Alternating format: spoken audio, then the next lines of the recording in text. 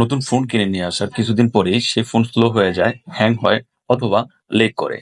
তখন কিন্তু মনে Awesome. হয় শখের সেই ফোনটিকে Here we go. আছাড় দিয়ে ভেঙে ফেলি।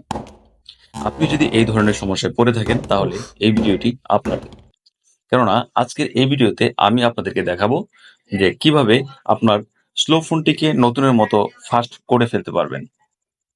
তাও শুধুমাত্র ৫টি সেটিংসের মাধ্যমে। তবে চলুন আজকের ভিডিওটি শুরু করা যাক। ভিডিওটি শুরু করার পূর্বে ছোট্ট একটি রিকোয়েস্ট, যারা এখনো পর্যন্ত আমার এই চ্যানেলটিকে সাবস্ক্রাইব করেনি তারা চ্যানেলটিকে সাবস্ক্রাইব করে পাশে থাকা বেল আইকনটি অল করে দিবেন। টিপস নাম্বার 1, ওয়াজেস্ট ক্লিন। অর্থাৎ আমাদের ফোনে অনেক সময় এরকম অনেক ধরনের ওয়াজেস্ট আমাদের ফোনের ওয়ালপেপারে থেকে যায়, যা আপনার ফোনের যে সাধারণ স্পিড থাকে তাকে স্লো করে দেয়। কারণ এই ওয়াজেসগুলো রান করতে থাকে।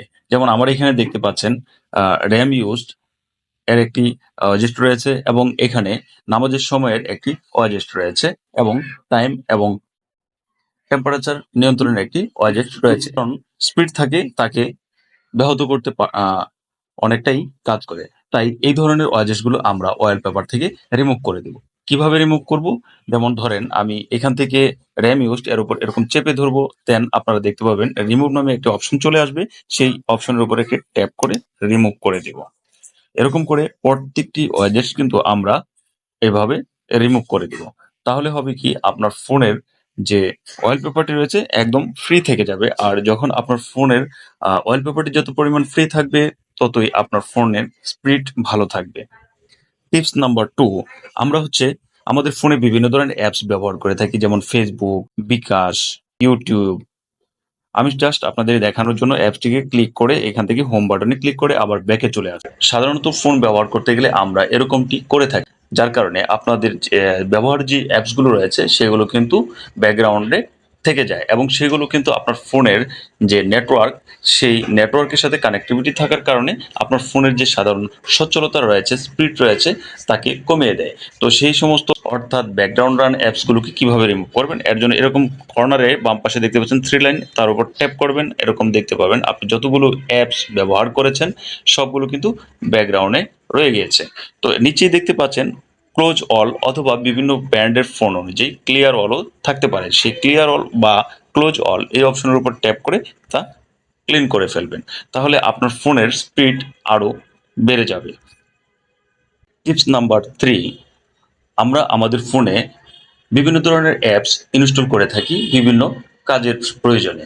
আর সেই সমস্ত অ্যাপসগুলো একবার দুইবার ব্যবহার করার পর সেই অ্যাপসগুলো আর ব্যবহার করি না, আর সেই অবস্থাতেই আপনার আমার ফোনে থেকে যায়। এতে করে সেই অ্যাপসগুলো আপনার আমার ফোনের অনেকখানি জায়গা দখল করে নেয় এবং ফোনটাকে স্লো করে দেয়। এই জন্য আমাদেরকে অপ্রয়োজনীয় যে সমস্ত অ্যাপসগুলো রয়েছে সেই অ্যাপসগুলোকে আনইনস্টল করে দিতে হবে। যেমন আমার এইখানে এই অ্যাপসটি রয়েছে যা আমি কখনোই ব্যবহার করি না। সো এই অ্যাপসটি আমার কোনো প্রয়োজন নেই, তাই এই অ্যাপসটির উপর একটু চেপে ধরবো, দেন এখান থেকে আনইনস্টলে ক্লিক করে আমরা আনইনস্টল করে দেব। এইভাবে করে আপনার ফোনে যতগুলো অপ্রয়োজনীয় অ্যাপস রয়েছে সবগুলোকে আনইনস্টল করে দিবেন।